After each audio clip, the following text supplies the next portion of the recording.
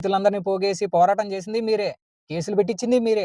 దయచేసి రాజకీయ పార్టీలకు అతీతంగా ఈ వీడియో చూడండి. భోగాపురం ఎయిర్‌పోర్ట్ క్రెడిట్ ఎవరిది? లాస్ట్ వీడియోలో సీబీఎన్ గారి గురించి మాట్లాడుకున్నాం కదా! ఈ వీడియోలో మన ప్రజానాయకుడు జగనన్న ఏం చేశారో చూద్దాం. 2019లో అధికారంలోకి రాకముందు జగనన్న ఏం మాట్లాడారో చూద్దాం. విశాఖపట్నం ఎయిర్పోర్ట్ ఉంది. 150 కిలోమీటర్ల అవతలనే ఉంటే మాత్రమే మరో ఎయిర్పోర్ట్ కట్టేదానికి అవకాశం ఉంటుంది అని. మరి ఆ ఎయిర్పోర్ట్ నుంచి, విశాఖపట్నం ఎయిర్పోర్ట్ నుంచి ఇవాళ ఈ ప్రాంతం కనీసం 20 నాటికల్ మైల్స్ కూడా లేని పరిస్థితిలో ఉంది. కొచ్చి ఇంటర్నేషనల్ ఎయిర్పోర్ట్ 800 ఎకరాలతో నడుస్తా ఉన్నప్పుడు, చెన్నై ఇంటర్నేషనల్ ఎయిర్పోర్ట్ 1283 ఎకరాలతో నడుస్తా ఉన్నప్పుడు ఇది ఏ రకంగా న్యాయం? ఈ పోరాటం ఇంతటితో ఆగదు. అవసరమైతే కోర్టుకు కూడా పోదాం. కోర్టులో ఇప్పటికే కోర్టులో కేసులు కూడా వేయించాం. కేసులు గట్టిగా పోరాడతాం. భూములు పనైపోకుండా సర్వశక్తుల ఓటి దీన్ని ఆదుకుంటాం. భారీ మెజారిటీతో గెలిచి అధికారంలోకి వచ్చిన తర్వాత ఏం మాట్లాడారో చూద్దాం. ఇక్కడ భూమి పూజ చేస్తా ఉన్నాయి. అంతర్జాతీయ విమానాశ్రయం ఉత్తరాంధ్రకు కిరీటం కాబోతా ఉంది అని చెప్పడానికి సంతోషపడతా ఉన్నాను. ఇక్కడ వస్తా ఉన్నది కేవలం ఎయిర్పోర్ట్ మాత్రమే కాదు.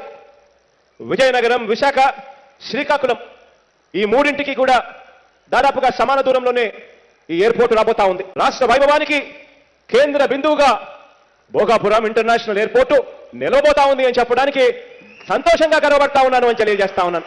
అన్న, ప్రతిపక్షంలో ఉన్నప్పుడు 150 కిలోమీటర్ల దూరం ఉంటేనే పర్మిషన్ వస్తుంది, 20 నాటికల్ మైలు కూడా లేదు, ఎలా కడతారు ఎయిర్పోర్ట్ అన్నారు.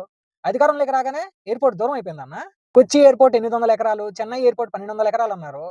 మరి 2200 ఎకరాల్లో ఆల్రెడీ శంకుస్థాపన చేసిన ఎయిర్పోర్ట్ ని మళ్ళీ మీరెలా శంకుస్థాపన చేశారన్న? ప్రతిపక్షంలో ఉన్నప్పుడు అల్లం, ఇప్పుడేమో బెల్లం అయిందన్న ఎయిర్పోర్ట్. ఇక్కడ హైలైట్ ఏంటంటే ప్రతిపక్షంలో ఉన్నప్పుడు భూములు పోతున్నాయని రైతుల దగ్గర కేసు ఇచ్చింది మీరే. అధికారంలోకి వచ్చిన తర్వాత దాన్ని సాల్వ్ చేసింది మీరే. అంటే ప్రాబ్లం క్రియేట్ చేసింది మీరే, సాల్వ్ చేసింది మీరే. వాహ్! అప్పుడేమో పాపం రైతులు చంద్రబాబు వాళ్ళ భూములు బలవంతంగా లాక్కుంటున్నాడు అన్నారు.